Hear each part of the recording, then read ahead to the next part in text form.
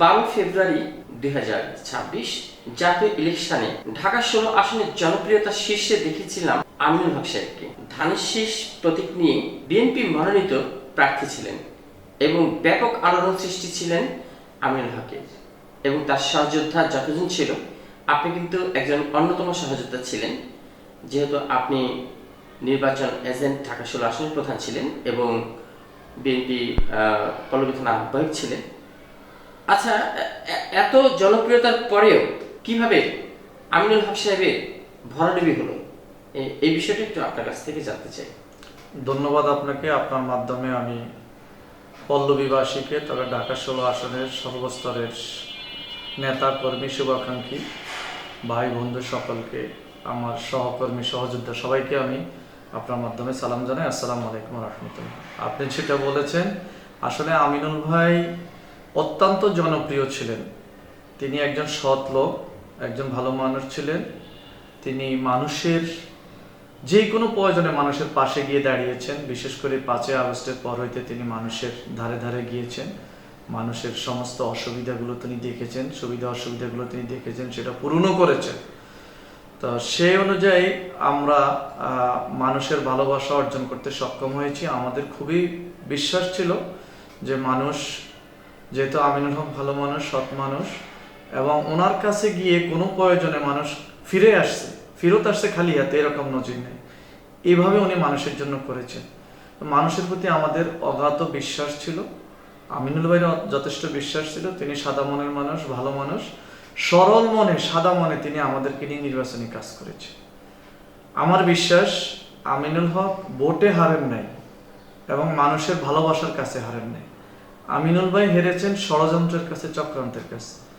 আমিনুল ভাইয়ের সরলতা, সাদা মন মানসিকতা, এই সরলতার সুযোগ নিয়ে চক্রান্তকারীরা, ষড়যন্ত্রকারীরা আমিনুল ভাইকে চক্রান্তের মাধ্যমে হারিয়ে দিয়েছে, যেটা ইনশাআল্লাহ আমার বিশ্বাস তদন্তের মাধ্যমে এটা প্রকাশিত হবে একদিন।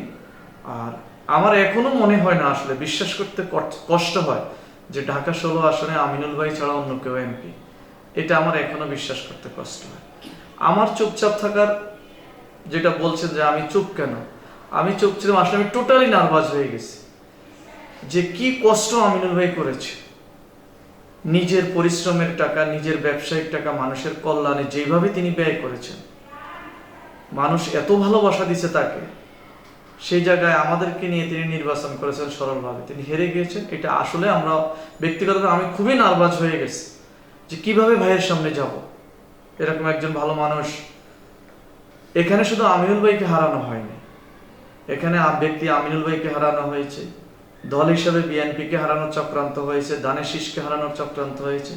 আমি মনে করি এখানে সবচেয়ে বড় পরাজয় যেটা হয়েছে সেটা হচ্ছে এই পল্লবীর গণমানুষের পরাজয় হয়েছে।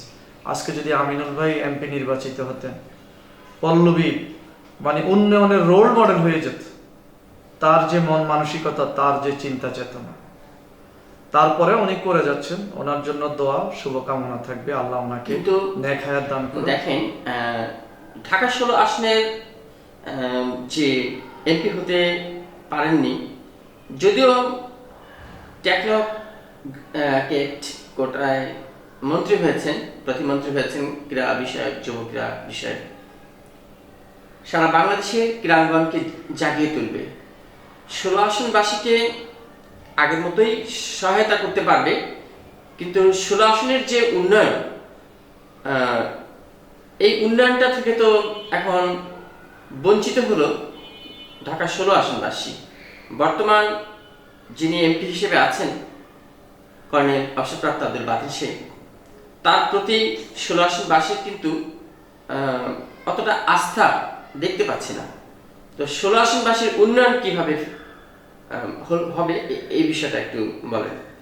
দেখেন, অনেকে আমার দিকে মানে মিথ্যা প্রপাগান্ডা চালানোর জন্য আমার দিকে ইঙ্গিত করে, আমাকে ট্যাগ দেয় বিভিন্ন বিষয়। এই যে আমাদের এখন যিনি এমপি নির্বাচিত হয়েছে, আমি এই নির্বাচনের সময় ওনার নাম শুনেছি। ওনাকে পল্লবীর মানুষ চেনে না। এখানে ওনার অফিস কোথায়, ওনার বাসা কোথায়, আমরা কেউ মানে পল্লবীর মানুষ জানে না।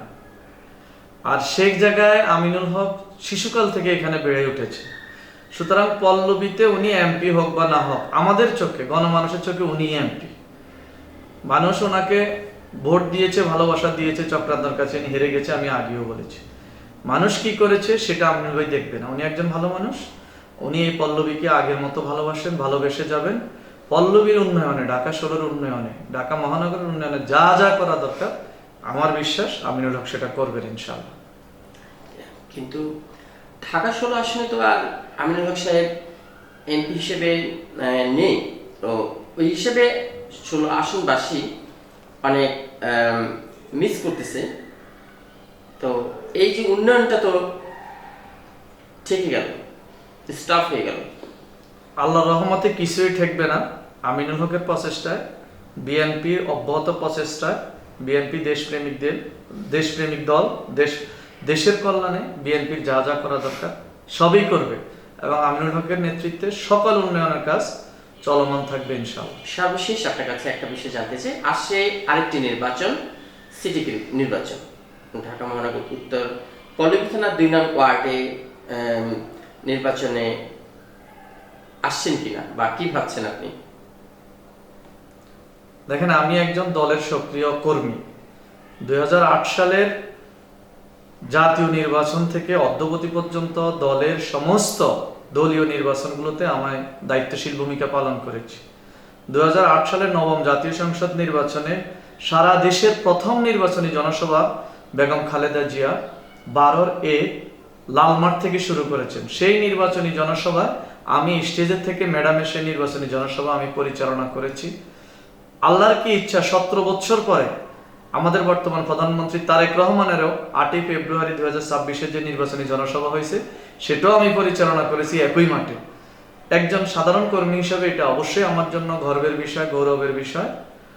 সে থেকে শুরু করে 8 জাতীয় সংসদ নির্বাচন, 2015 মেয়র নির্বাচন, 18 জাতীয় সংসদ নির্বাচন, 20 মেয়র নির্বাচন, সমস্ত দলীয় নির্বাচনগুলোতে আমি সক্রিয় ভূমিকা পালন করছি। আলহামদুলিল্লাহ, আমার ভূমিকার বিষয়, আমার করণীয় বিষয় কেউ প্রশ্ন তুলতে পারেন নাই। এবারও আমার বিষয় যে প্রশ্নগুলো আসছে, যারা 5 আগস্টের পূর্বে আমার সাথে আন্দোলন সংগ্রামে ছিলেন, রাজপথে ছিলেন, যারা জীবনের মানে রিস্ক নিয়ে, পরিবারের রিস্ক নিয়ে যারা আন্দোলন সংগ্রামে ছিলেন, ফ্যাসিবাদকে হটিয়েছেন, গণতন্ত্র ফিরিয়ে আনছেন, সেই সমস্ত আমার সহকর্মী সহযোদ্ধারা এই নির্বাচন নিয়ে কোনো প্রশ্ন তোলেন না। প্রশ্ন তোলেন আমাদের এই 5 আগস্টের পরে কিছু হাইব্রিড লোকজন এবং কিছু সুবিধাবাদী, অর্থলোভী সুবিধাবাদী লোকজন আমাদেরকে নিয়ে প্রশ্ন তোলে। এর মাঝে আমি তো 2 জন লোককে একেবারে স্পষ্টভাবে চিনি, যারা শুধু 16 আসন কেন, যারা ঢাকা মহানগরের ভোটার না। একজন তো ঢাকা মহানগরের ভোটার না এবং এই গুরুত্বপূর্ণ একটা নির্বাচনে তিনি ভোটও দেন নাই আমার জানা মতে। আর আরেকজন নির্বাচনের নমিনেশন জমা দেওয়ার, আমরা নমিনেশন কিনার অল্প কিছুদিন পূর্বে এই নভেম্বরের 10 কি 15 তারিখে ভোটার গ্রাম থেকে ভোটার ট্রান্সফার করে 16 নম্বরে আসছে। আজকে তারা পল্লবীর রাজনীতি নিয়ে কি আর বলবো। এই আর আপনি যেটা বলছেন যে সিটি কর্পোরেশন নির্বাচন, এখানে দল অবশ্যই চিন্তা ভাবনা করে যাকে যোগ্য মনে করবে দল তাকে নমিনেশন দিবে, দল যাকে নমিনেশন দিবে দলের একজন সাধারণ কর্মী হিসেবে আমরা সবাই তার সাথে থাকবো, এই বিষয়ে কোনো দ্বিমত নাই। ঠিক আছে, বুঝতে পারছি, কিন্তু না, এর আগে শুনেছিলাম যে আপনি 2 নং ওয়ার্ডে কাউন্সিলর নির্বাচন করবেন। এই জন্যই জানতে চাইলাম যে আপনি বর্তমান কোন পরিস্থিতিতে আছেন, ইলেকশন করছেন কিনা। আমি তো আপনাদেরকে বলি নাই, কোনো মিডিয়ায় বলি নাই, কোনো কোথাও কিছু বলি নাই। আমার সবসময় কথা, আমি সবসময় দলের সাথে আছি, দলের সাথে ছিলাম, দলের সাথে আছি। আল্লাহ যাতে আমৃত্যু জিয়া পরিবারের সাথে রাখেন। জিয়া পরিবারের সাথে ছিলাম, জিয়া পরিবারের সাথে আছি, ইনশাল্লাহ থাকবো। কারণ জিয়াউর রহমানকে দেখিনি, তার আদর্শ ভালো লাগে। তিনি একজন স্বচ্ছ মুসলমান, তিনি ছিলেন দেশপ্রেমিক, তিনি ধর্মপ্রেমিক ছিলেন। তার আমলেই মানে সংবিধানে বিসমিল্লাহির রহমানির রহিম লিখিত হয় এবং জিয়াউর রহমান তার সকল কাজের উৎস আল্লাহ এবং আল্লাহর উপর পূর্ণ আস্থা এবং বিশ্বাস নিয়ে সকল কাজ করতেন, সকল কাজের উৎস, শক্তির উৎস সেটা মনে করতেন। সেই থেকে জিয়াউর রহমানের আদর্শকে বিশ্বাস করি। বেগম খালেদা জিয়াকে তো খুব কাছ থেকে দেখেছি, উনি এই দেশকে নিজের সন্তানের মতো আগলে রেখেছেন আমৃত্যু পর্যন্ত। তারপরে আমাদের তারুণ্যের এই প্রজন্মের অহংকার তারেক রহমান, এখন প্রধানমন্ত্রী, তিনি দেশের জন্য নিরলসভাবে কিভাবে কাজ করে যাচ্ছেন পুরো জাতি দেখতেছে, সারা বিশ্ব দেখতেছে।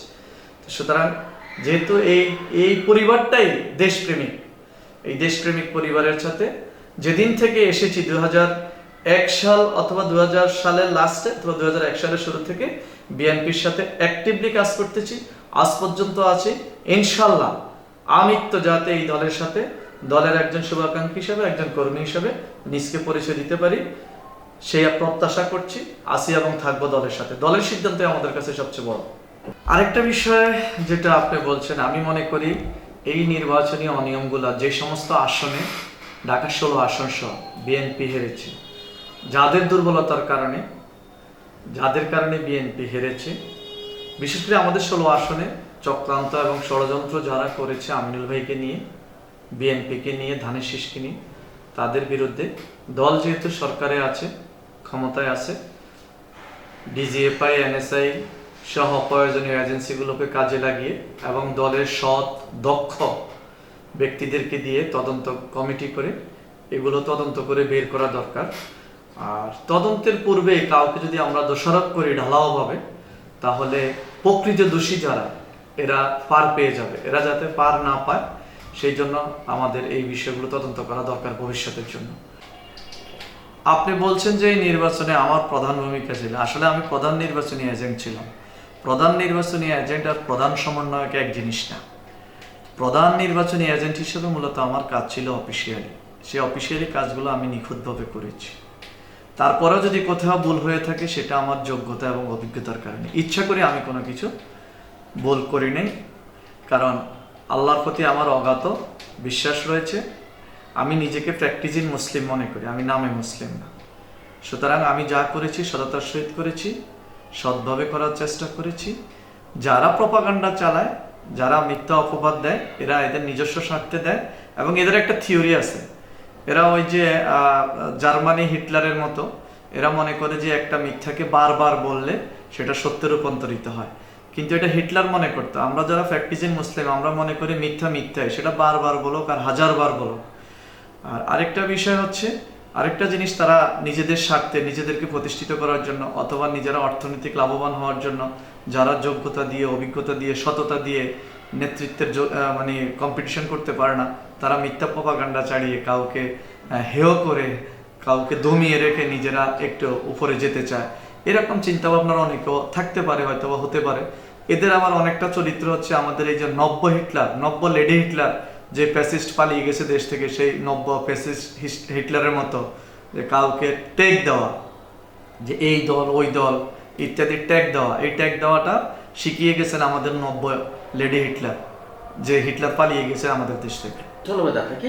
আপনাকেও ধন্যবাদ জানাচ্ছি। পাশাপাশি শুভকামনা রইল এই সমাজে যারা সমাজের জন্য, রাষ্ট্রের জন্য, দেশের জন্য কাজ করে যাচ্ছেন, বিশেষ করে আমাদের এমপি যিনি, যাকে আমরা ভোট দিয়েছি, যার জন্য কাজ করেছি, জনগণের ভালোবাসার এমপি যিনি, জনতার এমপি যিনি, জননেতা জনাব আমিনুল হক, যিনি আপ্রাণ পরিশ্রম করে এই জাতির জন্য কাজ করে যাচ্ছেন, ওনার দীর্ঘায়ু কামনা করছি।